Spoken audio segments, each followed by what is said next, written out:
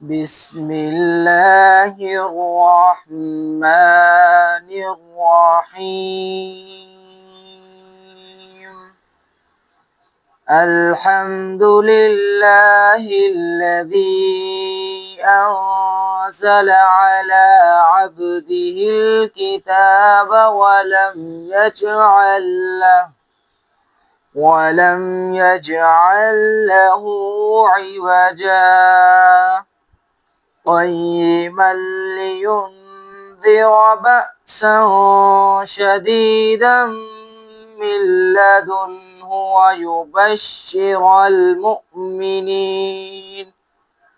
ويبشر المؤمنين الذين يعملون الصالحات أن لهم أجرا حسنا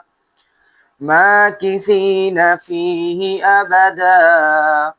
وينذر الذين قالوا اتخذ الله ولدا ما لهم به من علم ولا لآبائهم كبرت كلمة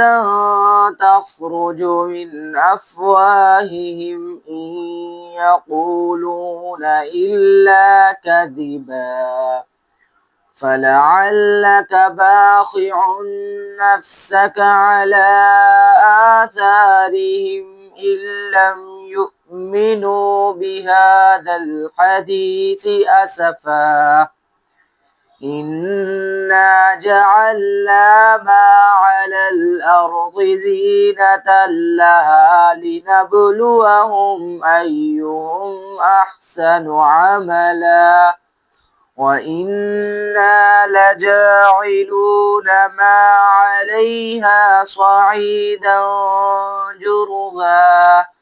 أم حسبت أن أصحاب الكهف والرقيم كانوا من آياتنا عجبا إذ أوى الفتية إلى الكهف فقالوا ربنا آتنا من لدنك رحمة وهيئ لنا من أمرنا رشدا فضربنا على آذانهم في الكهف سنين عددا ثم بعثناهم لنعلم أي الحزبين أحصى لما لبثوا أمدا نحن نقص عليك نبأهم بالحق إنهم فتية آمنوا بربهم وزدناهم هدى وربطنا على قلوبهم إذ قاموا فقالوا ربنا رب السماوات والأرض لن ندعو من دونه إلها لقد قلنا إذا شططا هؤلاء قومنا اتخذوا من دونه آلهة لولا يأتون عليهم بسلطان بين فمن أظلم ممن افترى على الله كذبا وإذ اعتزلتموهم وما يعبدون إلا الله فأووا إلى الكهف ينشر لكم ربكم من رحمته ويهيئ لكم من أمركم مرفقا وترى الشمس إذا طلعت تزاور عن كهفهم ذات اليمين وإذا غربت تقرضهم ذات الشمال وهم في فجوة منه ذلك من آيات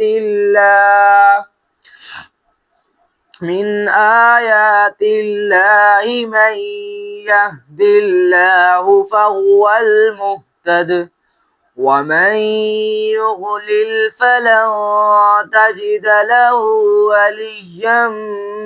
مرشدا واضرب لهم مثل الرجلين جعلنا لأحدهما جنتين من أعناب وحففناهما بنخل وجعلنا بينهما زرعا كلتا الجنتين آتت أكلها ولم تظلم منه شيئا وفجرنا خلالهما نهرا وكان له ثمر فقال لصاحبه وهو يحاوره أنا أكثر منك مالا وأعز نفرا ودخل جنته وهو ظالم لنفسه قال ما أظن أن تبيد هذه أبدا وما أظن الساعة قائمة ولئن رددت إلى ربي لأجدن خيرا منها منقلبا قال له صاحبه وهو يحاوره أكفرت بالذي خلقك من تراب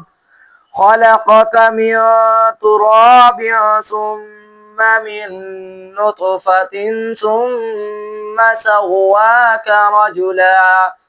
لكن هو الله ربي ولا أشرك بربي أحدا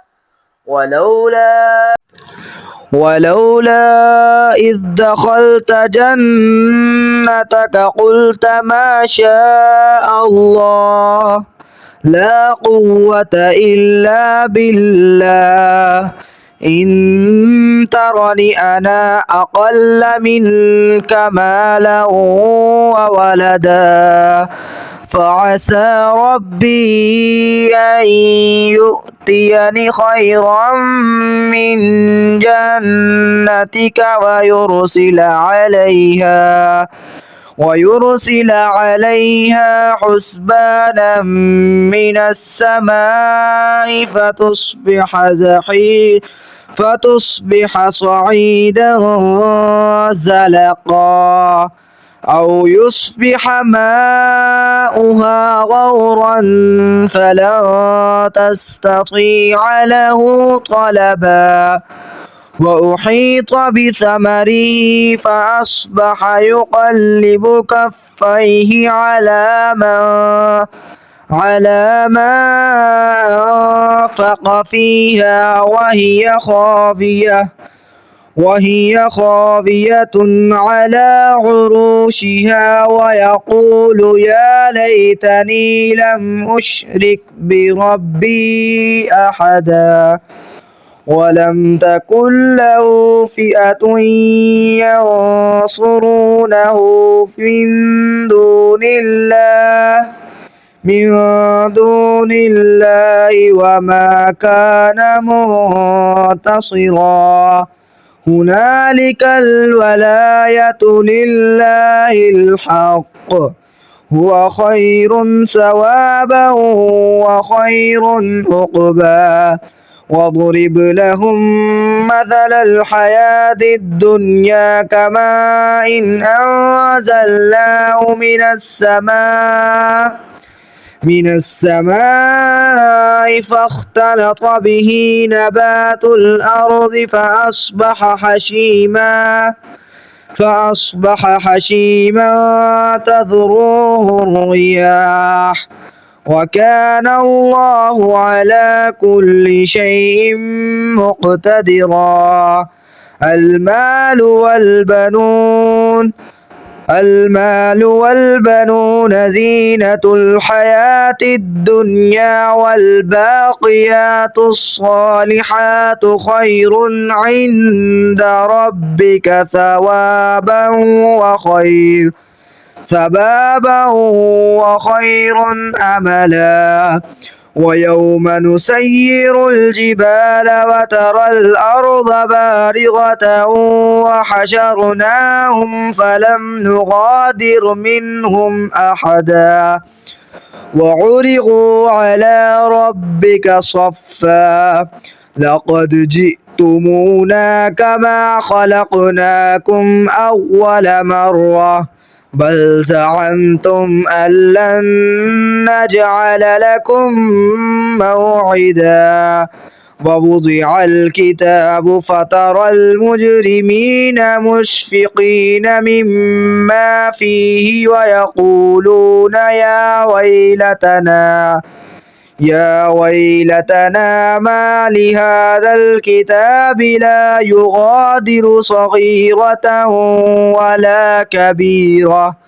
ولا كبيرة إلا أحصاها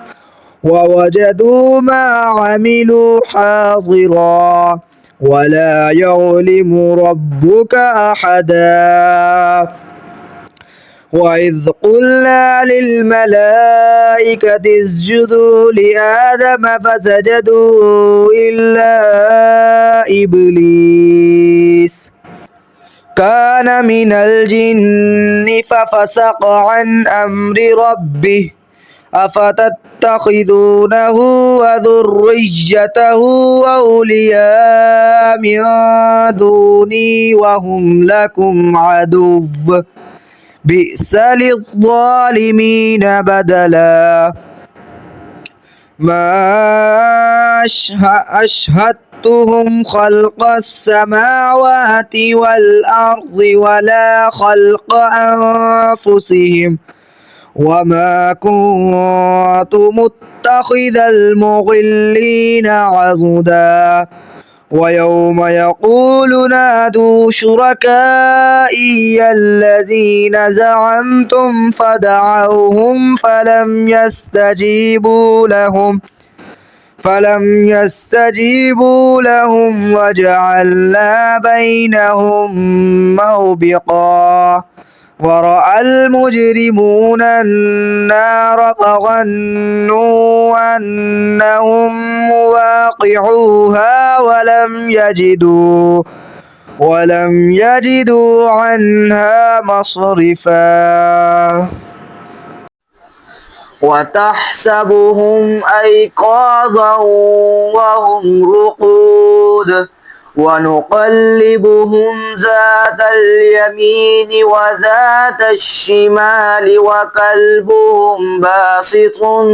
ذراعيه بالوصيد لو اطلعت عليهم لوليت منهم فرارا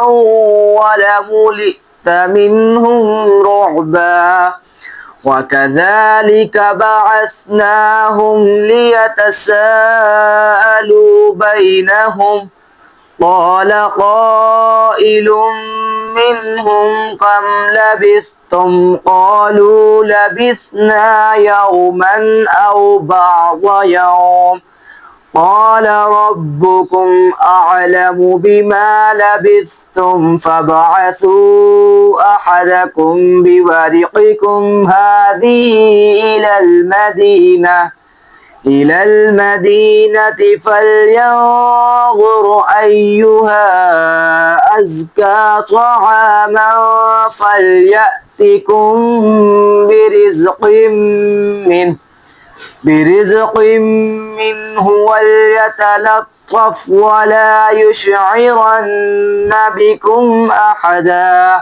إنهم إن يظهروا عليكم يرجموكم أو يعيدوكم في ملتهم ولن تفلحوا إذا أبدا وكذلك أعثرنا عليهم ليعلموا أن وعد الله حق وأن الساعة لا ريب فيها إذ يتنازعون بينهم أمرهم فقالوا ابنوا عليهم بنيانا ربهم أعلم بهم قال الذين غلبوا على أمرهم لنتخذن عليهم مسجدا سيقولون ثلاثة رابعهم كلبهم ويقولون خمسة سادسهم كلبهم رجما بالغيب ويقولون سبعة وثامنهم كلبهم قل ربي أعلم بعدتهم ما يعلمهم إلا قليل فلا تمار فيهم إلا مراء ظاهرا ولا تستفت فيهم منهم أحدا ولا تقولن لشيء إني فاعل ذلك غدا إلا أن يشاء الله واذكر ربك إذا نسيت وقل عسى أن يهديني ربي لأقرب من هذا رشدا ولبثوا في كهفهم 300 سنين وازدادوا 9 قل الله أعلم بما لبثوا له غيب السماوات والأرض أبصر به وأسمع ما لهم من دونه من ولي ولا يشرك في حكمه أحدا واتل ما أوحي إليك من كتاب ربك لا مبدل لكلماته ولن تجد من دونه ملتحدا واصبر نفسك مع الذين يدعون ربهم بالغداة والعشي يريدون وجهه ولا تعد عيناك عنهم تريد زينة الحياة الدنيا ولا تطع من أغفلنا قلبه عن ذكرنا واتبع هواه وكان أمره فرطا وقل الحق من ربكم فمن شاء فليؤمن ومن شاء فليكفر إنا أعتدنا للظالمين نارا أحاط بهم سرادقها وإن يستغيثوا يغاثوا بماء كالمهل يشوي الوجوه بئس الشراب وساءت مرتفقا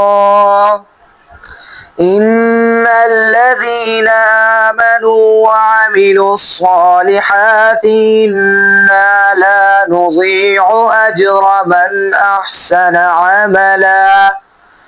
أولئك لهم جنات عدن تجري من تحتهم الأنهار يحلون فيها من أساور من ذهب ويلبسون ثيابا خضرا من سندس واستبرق متكئين فيها على الأرائك نعم الثواب وحسنت مرتفقا. ولقد صرفنا في هذا القرآن للناس من كل مثل وكان الإنسان أكثر شيء جدلا وما منع الناس أن يؤمنوا إذ جاءهم الهدى ويستغفروا ربهم إلا أن تأتيهم سنة الأولين أو يأتيهم العذاب قبلا وما نرسل المرسلين إلا مبشرين ومنذرين ويجادل الذين كفروا بالباطل ليدحضوا به الحق واتخذوا آياتي وما أنذروا هزوا ومن أظلم ممن ذكر بآيات ربه فأعرض عنها ونسي ما قدمت يداه إنا جعلنا على قلوبهم أكنة أن يفقهوه وفي آذانهم وقرا وإن تدعوهم إلى الهدى فلن يهتدوا إذا أبدا وربك الغفور ذو الرحمة لو يؤاخذهم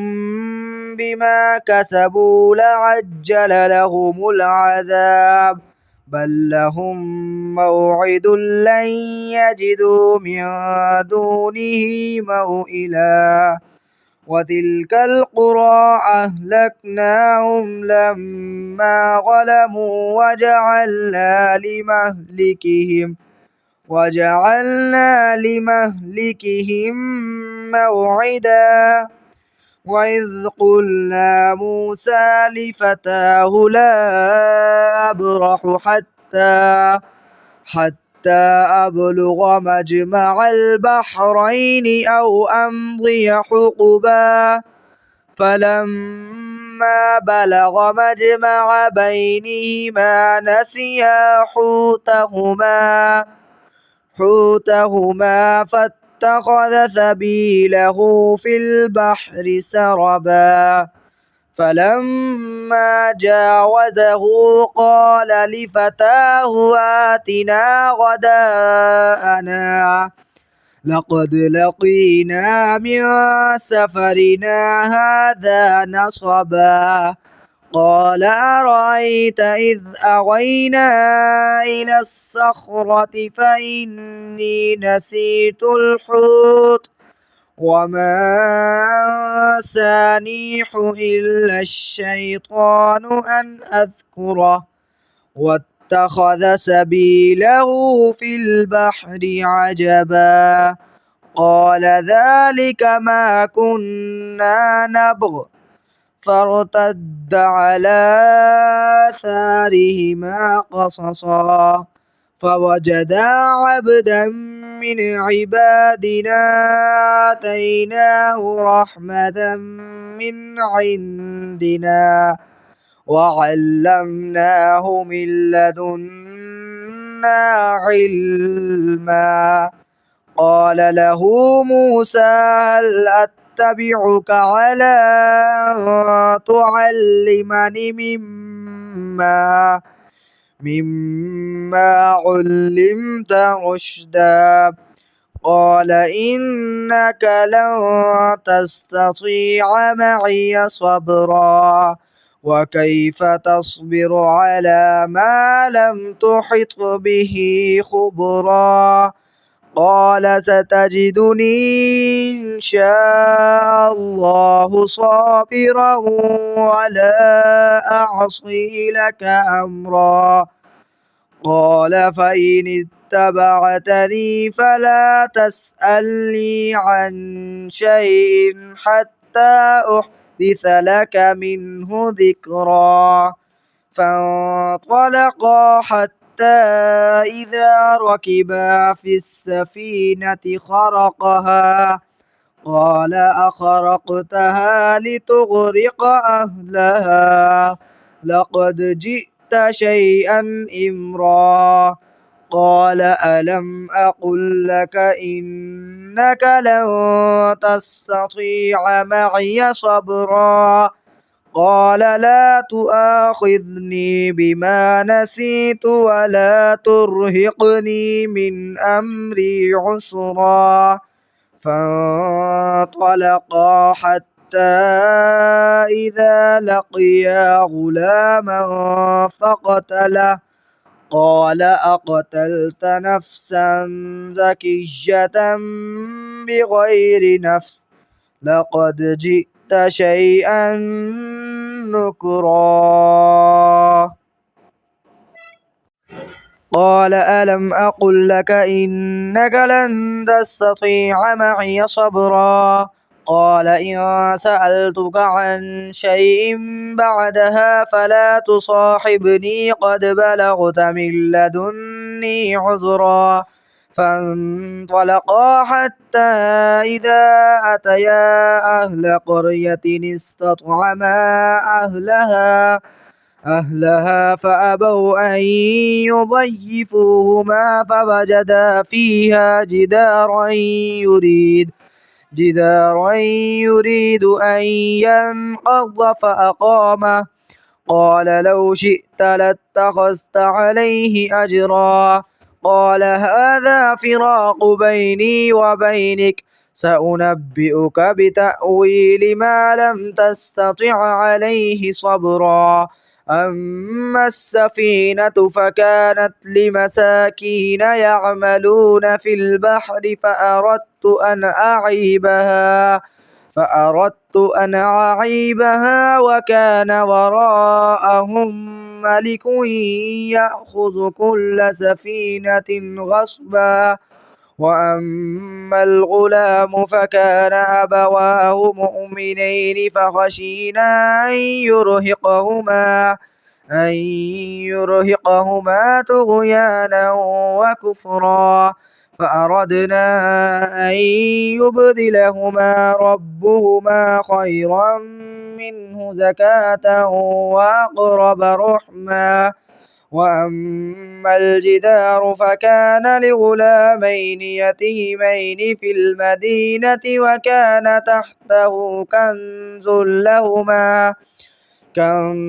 لهما وكان أبوهما صالحا فأراد ربك أن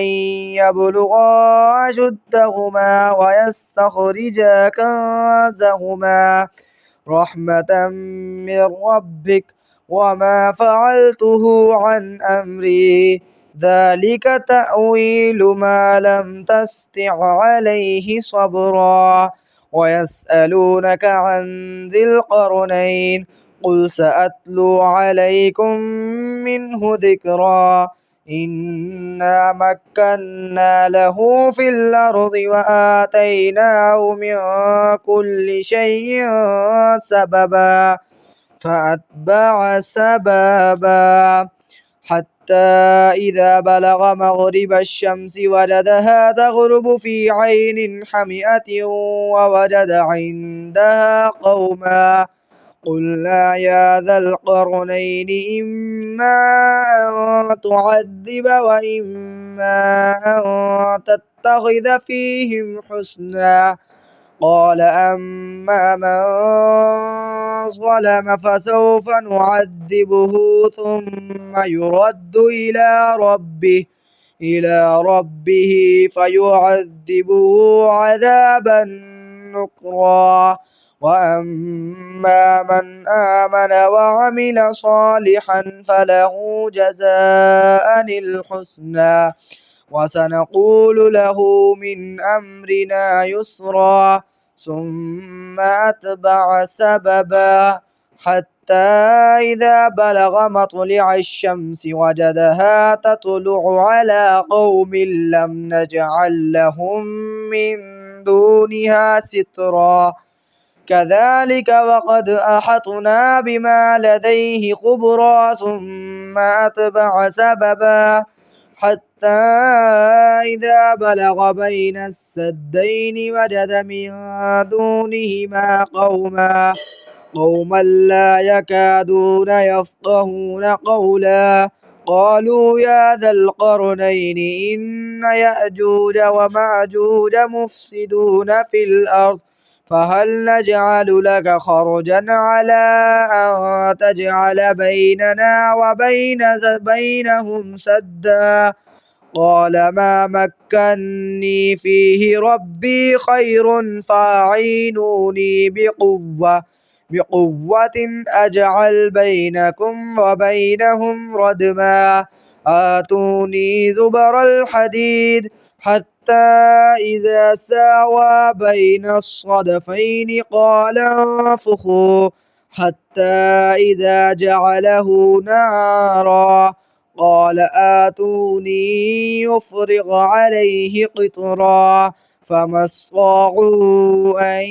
يظهروا وما استطاعوا له نقبا. قال هذا رحمة من ربي فإذا جاء وعد ربي جعله دكا وكان وعد ربي حقا. وتركنا بعضهم يومئذ يموج في بعض ونفخ في الصور فجمعناهم جمعا. وعرضنا جهنم يومئذ للكافرين عرضا. الذين كانت أعينهم في غطاء عن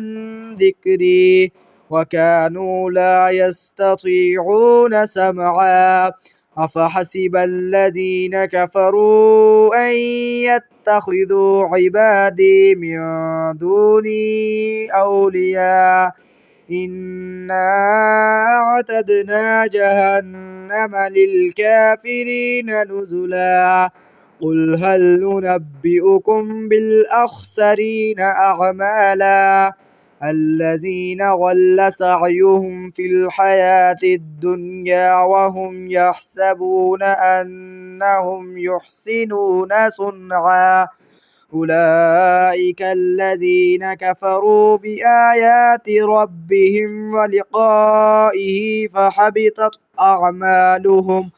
أعمالهم فلا نقيم لهم يوم القيامة وزنا ذلك جزاؤهم جهنم بما كفروا واتخذوا آياتي ورسلي هزوا. إن الذين آمنوا وعملوا الصالحات كانت لهم جنات الفردوس نزلا خالدين فيها لا يبغون عنها حولا. قل لو كان البحر مدادا لكلمات ربي لنفد البحر قبل أن تنفد كلمات ربي ولو جئنا بمثله مددا. قل إنما أنا بشر مثلكم يوحى إلي أنما إلهكم إله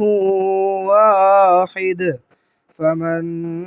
كان يرجو لقاء ربه فليعمل عملا صالحا صالحا ولا يشرك بعبادة ربه أحدا صدق الله العظيم। कुरान पाक की ये खूबसूरत तिलावत सुनने के लिए शुक्रिया। अल्लाह हमें कुरान समझने और उस पर अमल करने की तौफीक अता फरमाए। आमीन। मजीद खूबसूरत तिलावत सुनने के लिए चैनल को सब्सक्राइब करना ना भूलें।